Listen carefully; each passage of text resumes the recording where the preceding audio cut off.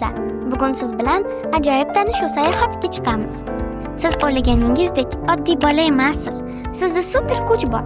Ular nima, bilasizmi? Sezgi a'zolari. Keling, birinchi do'stimiz ko'z bilan tanishamiz. U oddiy shisha emas, bu tirik kamera.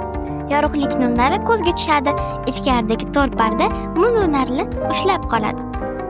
So'ng miyangizga xabar yuboriladi. Ko'rish uchun bizga fizika yordam beradi. Chunki yorug'lik qanday harakatlanishini aynan fizika o'rgatadi. Har kuni millionlab rasmni ko'zimiz orqali miyamiz kompyuterda tahlil qiladi. Ajoyib. Endi navbat quloqqa. Tovush bu to'lqin.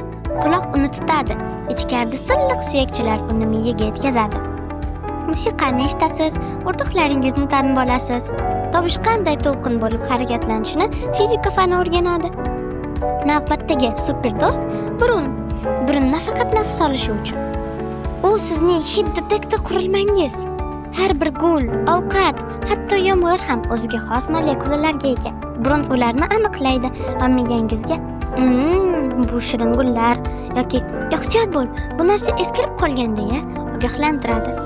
Bu kimyoga bog'liq, chunki bu molekulalar moddalarining bir qismlaridir. Til sizning kichkina lekin qudratli ta'mlab operatoriyangiz. U shirinlikni, sho'rlikni, achchiqni farqlaydi. Bu esa retseptorlar orqali sodir bo'ladi.